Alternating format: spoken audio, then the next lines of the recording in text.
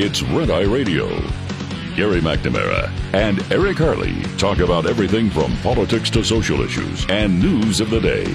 Whether you're up late or you're just starting your day, welcome to the show. From the Uniden America Studios, this is Red Eye Radio. All across America, we are Red Eye Radio. He is Eric Harley, and I'm Gary McNamara. Good morning. Thank you for being here. Thank you. All right, so I think two of the biggest stories of the week. The one was the attack on the Alvarado ICE detention center, and I believe that a lot of people, especially in the law enforcement community, and in general, just citizens of the United States, when you actually paid attention to the fact that you had 12 people that were involved in a conspiracy, culture, whatever you want to call it, but it seems it sure looks like a conspiracy to me from what we know. You just don't get that in the United States where you get 12 people that are all in agreement that we're going to go, and it's premeditated, and our goal is to kill unarmed law enforcement. Yeah. You don't get, and we're going to go to their place of work. We're going to go to the detention center in order to kill them. Right. Without it leaking out to law enforcement beforehand. Right. These things just don't happen. Yep. They don't. Yep. Where you meet online, now we don't know the timeline of it. We know that one of the suspects said he's been on that Signal chat group for years. Right. Or he was on Signal chat, whether it was part of this group or not. I want to make sure we cover this in as honest way as possible. Was on Signal chat. Don't know if he was in this group for years. Right. But you think about that, and it's unbelievable. I saw that one neighbor of one of the women that were in it said, well, he had some encounters with her, and she was friendly and stuff like that. And of course, everybody is surprised because unless somebody comes out shooting at you, you're always surprised when a neighbor of yours ends up being involved in a conspiracy to shoot others. Right. The only way you wouldn't be surprised is if they were shooting at you when you came out your door. Right. Other than that, I would have never expected that. Well, of course, because they weren't doing that to you. Well, if you suspected you were living next door to a murderous person, you probably wouldn't stay. Yeah. Right? But I am really waiting for more of the evidence, the planning, the financing, everything on this. But there aren't, we see single people committing acts of terrorism. Mm-hmm. We've seen that probably more often than anything else. Mm-hmm. Very rarely do you get 2 or 3 people involved in a conspiracy without somebody blowing in the other person. One of the questions I would have is, if they started with 12, were there 50 that they were trying to convince to join? Right. Yeah, we've been asking that all week. What is the investigation going to show? Because they're looking into Signal, you're looking into the chat rooms, you're looking into the accounts of these individuals, and what the behavior on any social media platform would be. I have to believe that also there's some conversations may have happened on other social media. And could have, yeah. And so you have to look at every single account they might have. Because if you're able to get, from what we know, 12 people together here, like-minded, that actually do show up, then how many others were solicited along the way or may have been involved remotely and did not go out to the Alvarado ICE detention center? They were involved in some other way. Those are things you want to ask. You want to know. Basically, you want to know if there's an existing threat that still is out there for agents or whatever cause and whatever entity this group or like-minded individuals would want to target. Yeah, I'm reading this from CBS News, but I've seen it in a number of news reports. This was from a couple of days ago.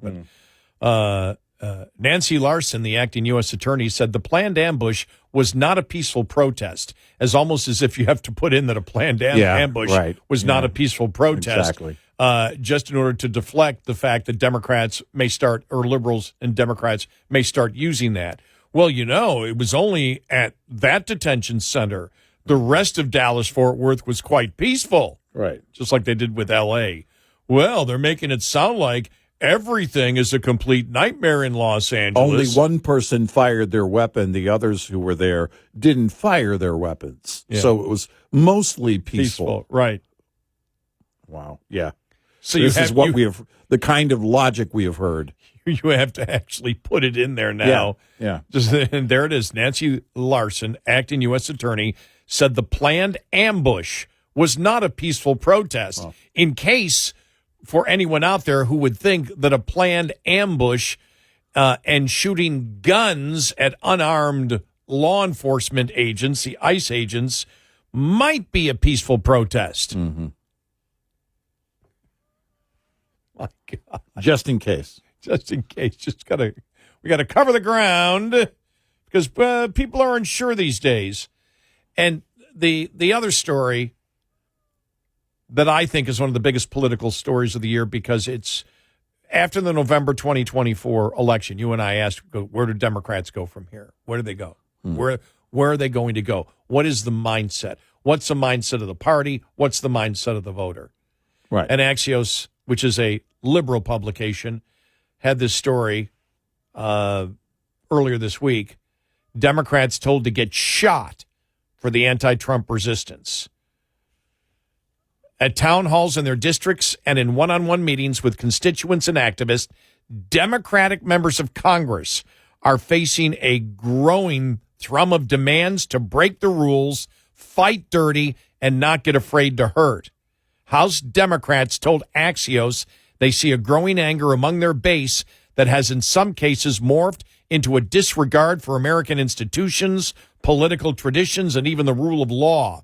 Said one House Democrat, this idea that we're going to save every norm and that we're not going to play the Republicans' game, I don't think that that's resonating with voters anymore. Another told Axios that a sense of fear and despair and anger among voters puts us in a different position where we can't keep following norms of decorum.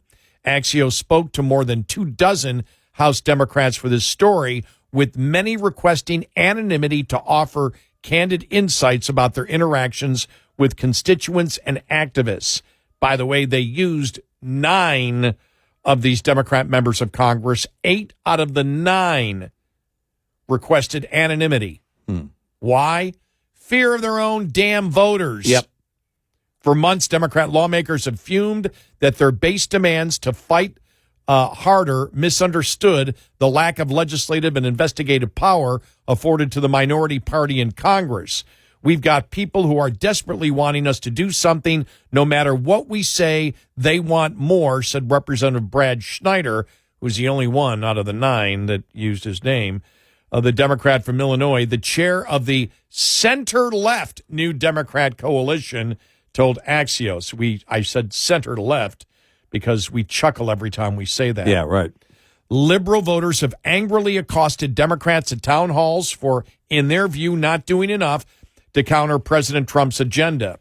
In response, some Democrats have tried to up the ante, heckling Trump, mounting rogue impeachment attempts, and getting tackled by law enforcement and even indicted in their efforts to scrutinize the president's deportation campaign. By the way, assaulting, they conveniently left out, assaulting ICE officers. Yes.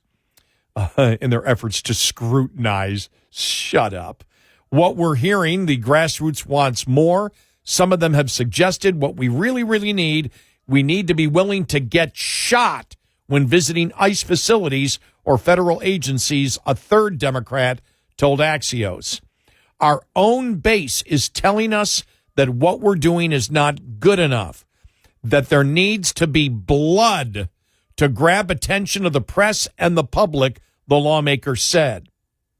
A fourth House Democrat said constituents have told them civility isn't working and to prepare for violence. A fifth House Democrat told Axios, people online have sent me crazy blankety blank, told me to storm the White House and stuff like that. A sixth House Democrat said that when they try to persuade voters to channel their frustration into a focus on winning Congress in 2026, they don't accept that. They're angry beyond those kind of things. It's like the Roman Colosseum. People just want more and more of this spectacle, said a seventh lawmaker. Wow.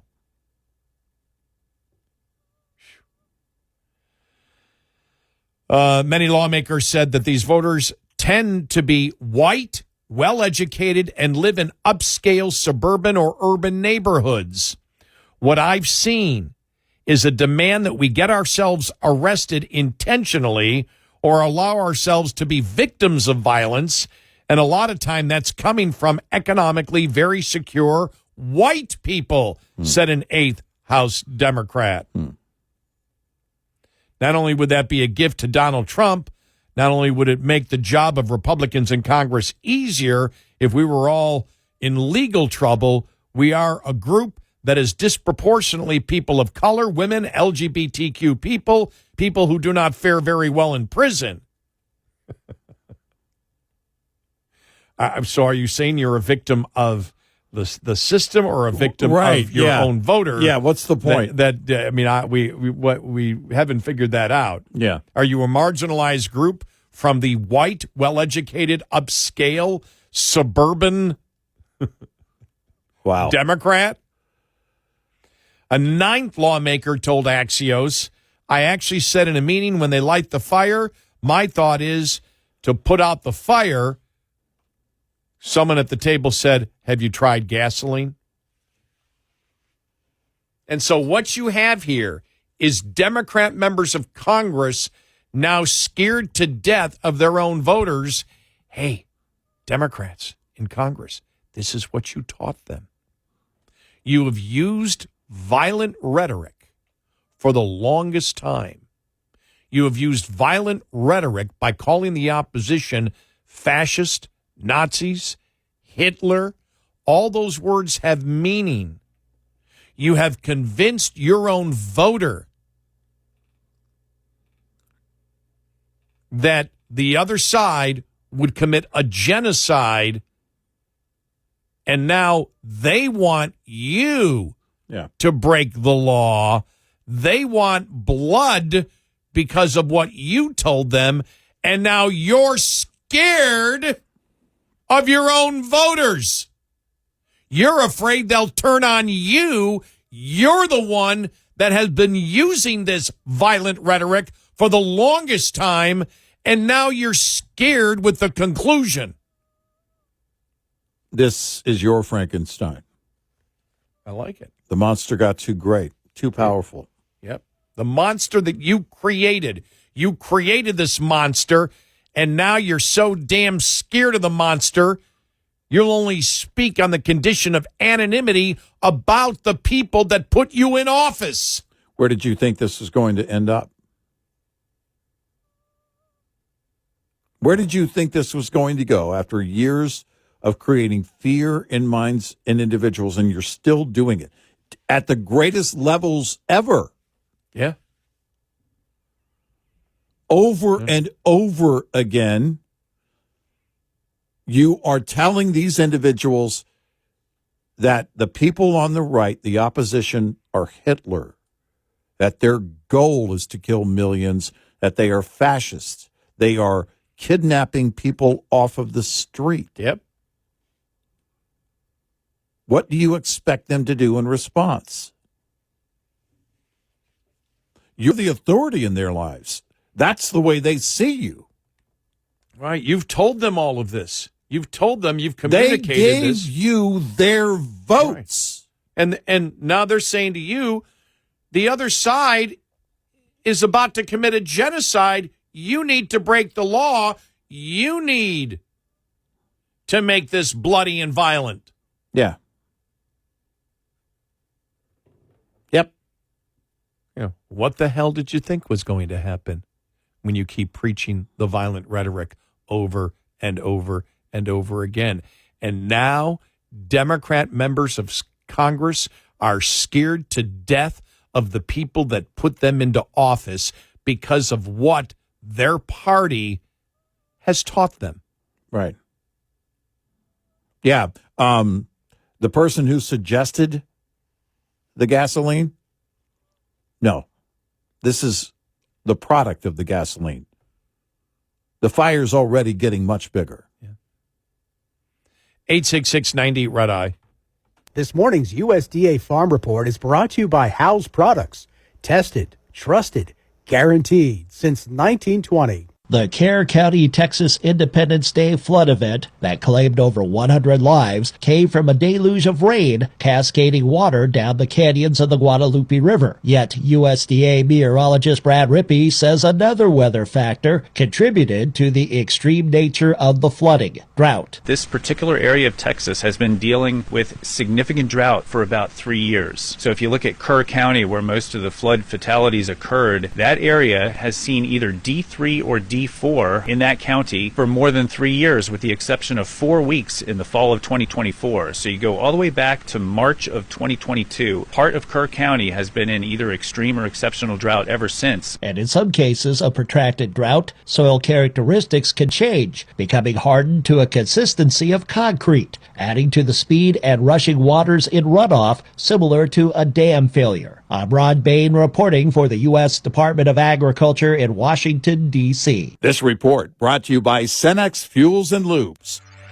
We'll be right back with more Red Eye Radio with Eric Harley and Gary McNamara.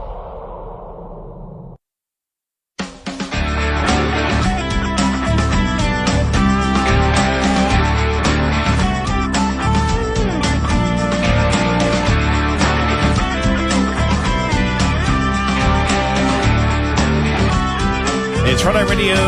He's Eric Harley, and I'm Gary McNamara.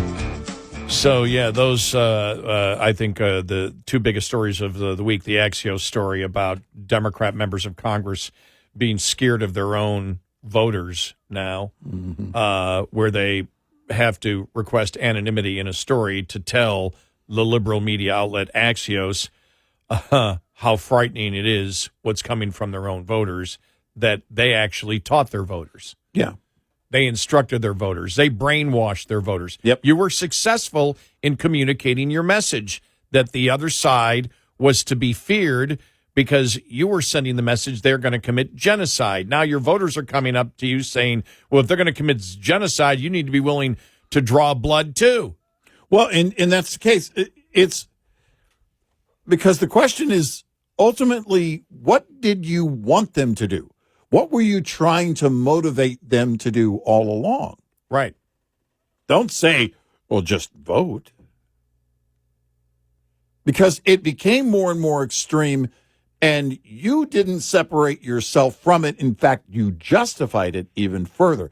When a CEO of a healthcare company is gunned down in cold blood, a lawmaker, AOC, responded and said, well, sometimes when people's claims are denied, they see that as an act of violence. Not saying this is horrendous, it's unacceptable for any reason, like you normally would about murder. She justified it instead. Yeah, where'd you think this was going? You make it the norm. You make it okay. But those Democrat members of Congress, don't try to portray yourself as scared victims. Yeah. You created this. You're part of it. You helped to create all of this.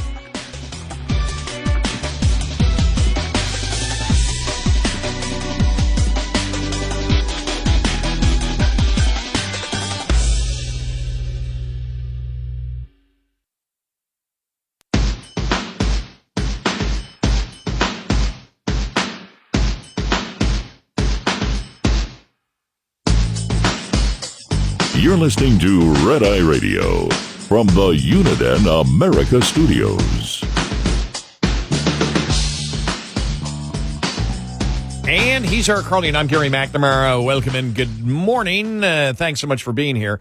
All right, so one of the questions that we had earlier this week, why all of a sudden did the Homeland Security come out and say, okay, you don't have to take your shoes off anymore? Was there a new technology? What happened? Right.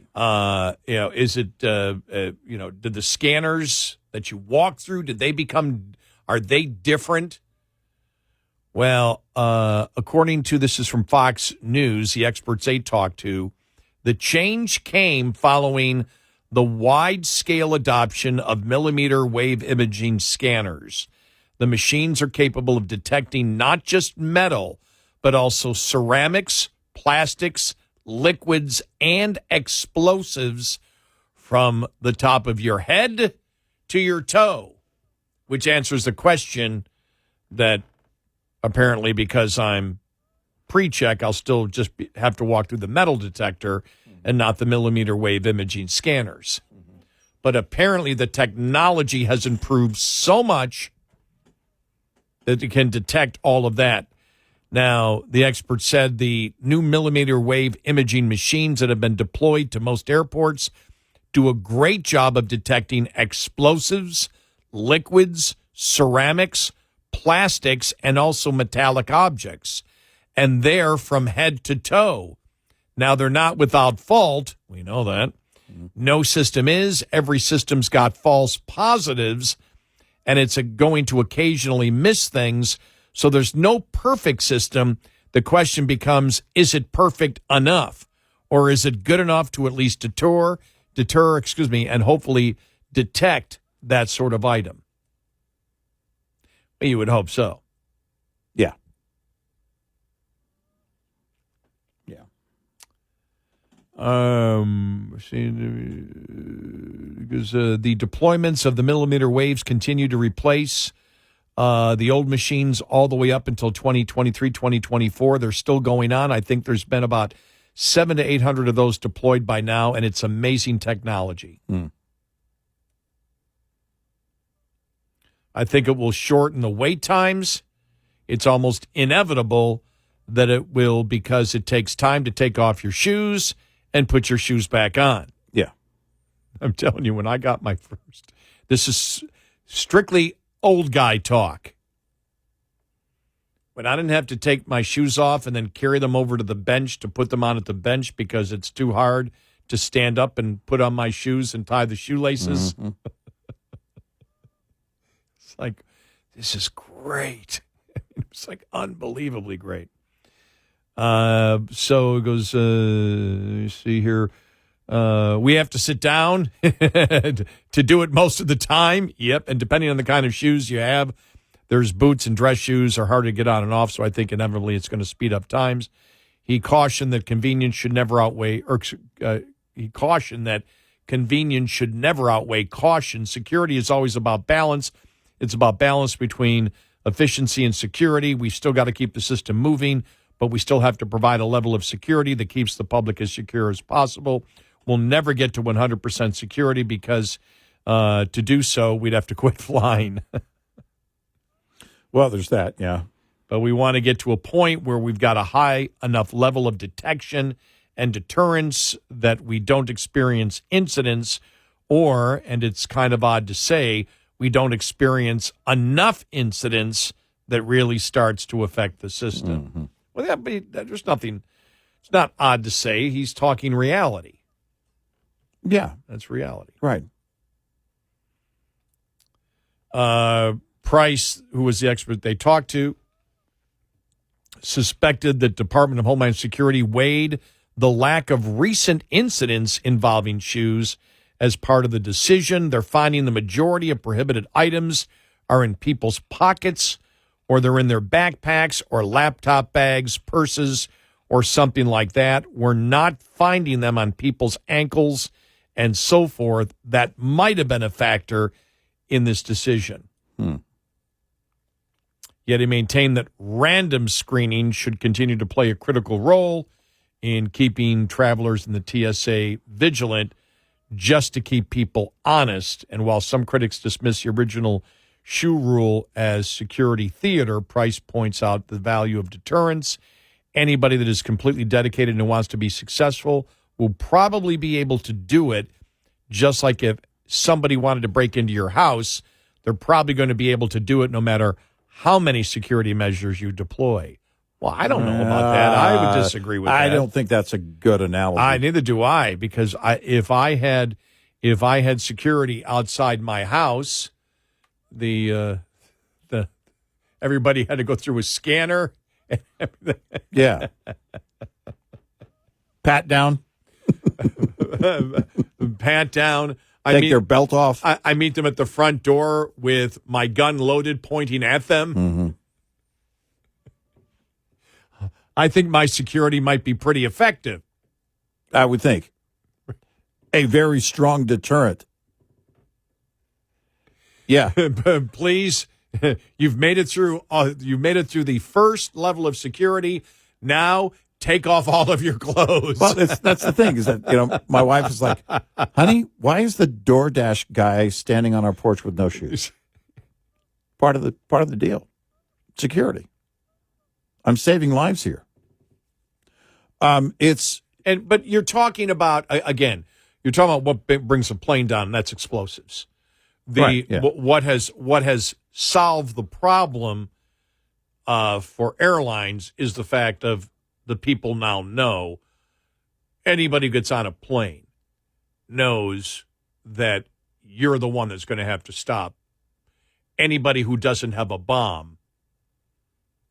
Because in first class, they're still giving out forks and knives. They're metal. Mm-hmm. So the deterrent there is people now know what happened on 9/11. Mm-hmm. And you're going to die one way or another is what it comes down to. And so you're going to fight any terrorist who's on a plane. Right. The only way that they can cause damage, most likely, is some type of explosive. Right. That would take down the plane. Mm-hmm. I mean, this all goes on the shoes. It really goes back to the shoe bomber. Yeah. Richard Reed. Yeah. Who was injected with Benadryl. A doctor had Benadryl in a syringe on board. Remember his eyes when they got him to the car? Oh, you Remember? mean afterwards? Yeah. Well, after he attempted, and they injected him with that sedative. Well, I've already seen it. You see this? They don't make a lot of news now. Mm. There's a couple of people in the last couple of months that went nuts on a plane. Yeah, and it's the passengers that held them down. Yep, that's what's going to happen. I still find that was one the other day about some woman screaming and I'm like, who does that on a plane? I mean, the plane is the one thing. As soon as I get on a plane, I'm not going to cause problems, of course. But the first thing I always think of if somebody's mouthing off a little bit is, dude, this ain't a democracy. You have no say. Sit down and shut up. Yeah. Soon as you enter that tube, it is a dictatorship. Right. Or at least a one-party system. Right. Which is the flight attendants, the pilot, the first officer. They're not God. In that situation, they're God. Yeah, right, exactly. They get to decide what you do. I always find it interesting. It doesn't, I mean, I fly all the time, and 99.9999999% of the time.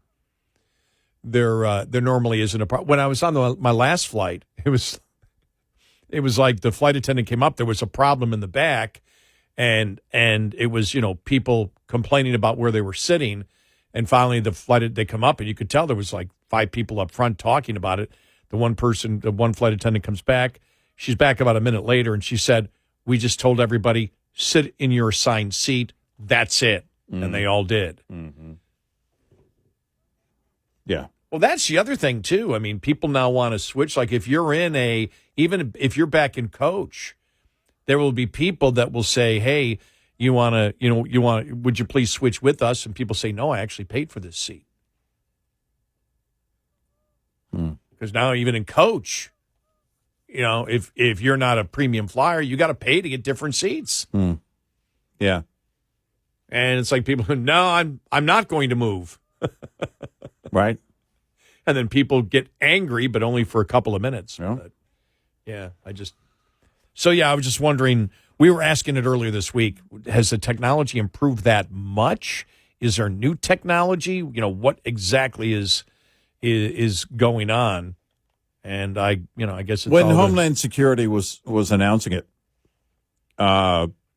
they alluded to the technology, but I think that was in a broader sense. Mm-hmm. They didn't get specific during that announcement, but I think it was you and I at the time, we were just assuming it has to be because of technology, not because they think the threat is gone, but because detecting the threat becomes simpler. And why not streamline the process, which, by the way, is also part of safety and security.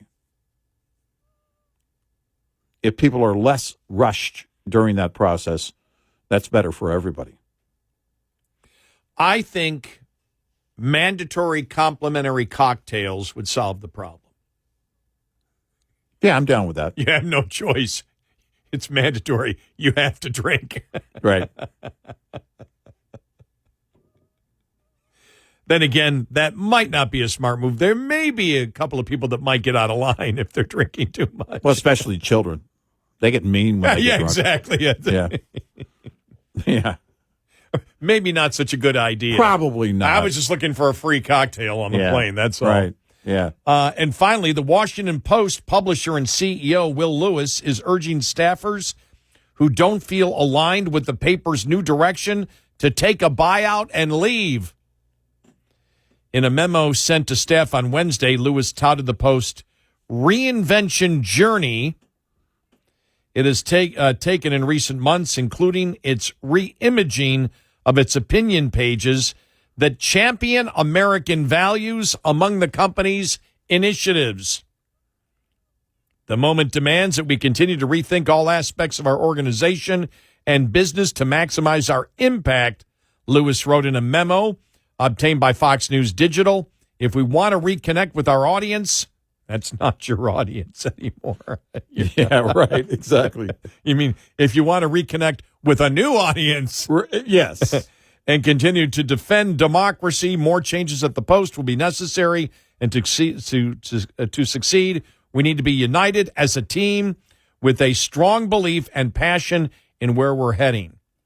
I understand and respect, however, that our chosen path is not for everyone. That's exactly why we introduced the voluntary separation program. As we continue in this new direction, I want to ask those who do not feel aligned with the company's plan to reflect on that. By the way, continue to defend democracy? Continue, which implies you've been doing it up to this point? Okay. The voluntary separation agreement is designed to support you in making this decision and give you the ability to weigh your options thoughtfully and with less concern about financial consequences. And if you think that it's time to move on to a new chapter, this will help you take that next step with more security. Yeah, okay. There you go. Yeah. Wonder how many will take the buyout. I didn't see a timeline on the buyout. No. I'm sure there is one, but it's not in the story. Nobody's ever offered me a buyout. Yeah. I've never. Like if MSNBC said, look, if you don't want to keep watching our channel, we'll offer you cash. I would take that. But I've never been paid for not working. Yeah. No. I always thought sometime in my life I could get paid for not working. Yeah. Well, you should go to work at the Post. It's never happened. Yeah. Well, maybe I'll just try for Medicaid. Maybe. 866-90-RED-EYE. Coming up, more with Gary McNamara and Eric Harley. It's Red Eye Radio.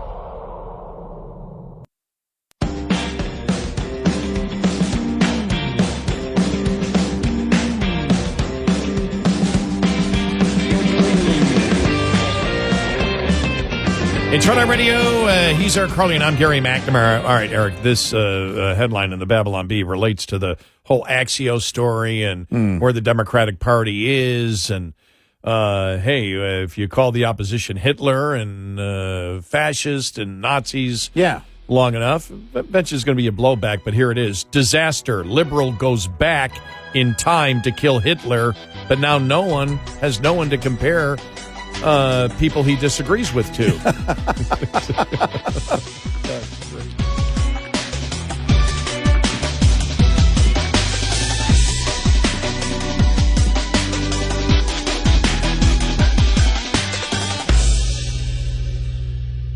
This is Red Eye Radio on Westwood One.